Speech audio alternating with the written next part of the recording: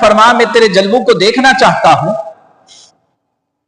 اللہ تبارک و تعالیٰ نے فرمایا لن ترانی، اے موسیٰ آپ نہیں دیکھ سکتے. اب یہاں مصطفیٰ کریم علیہ السلام کی شان دیکھیے. حدیث طیبہ یہ میرے سامنے کھلی پڑی ہے، کتاب مشکاۃ شریف. اس کے اندر کافی ساری احادیث طیبہ موجود ہیں.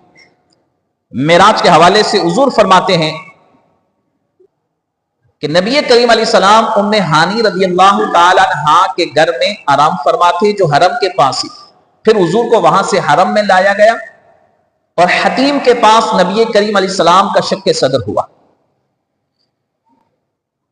تو فرماتے ہیں کہ حضور علیہ السلام کا سفر دیکھیے.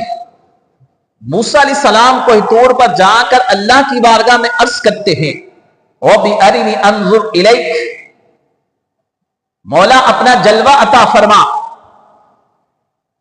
فرمایا لن ترانی، موسیٰ تو دیکھ نہیں سکتا.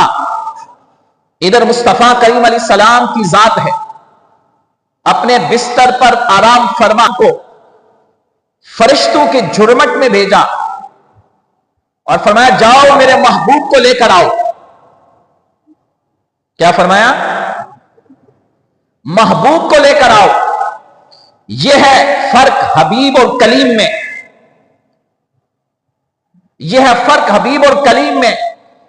کلیم اللہ کی بارگاہ میں عرض کرتے ہیں اور حبیب بستر پر آرام فرما ہے اور رسل ملائکہ بارگاہ مصطفیٰ میں حاضر ہوتے ہیں. تو فرمایا چھت سے آئے.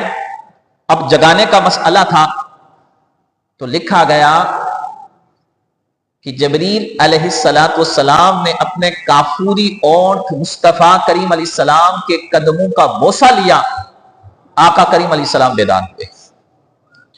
جب بیدار ہوئے تو جبریل علیہ السلام نے عرض کی کہ اللہ تبارک و تعالی آپ کو اپنی ملاقات سے مشرف فرمانا چاہتا ہے.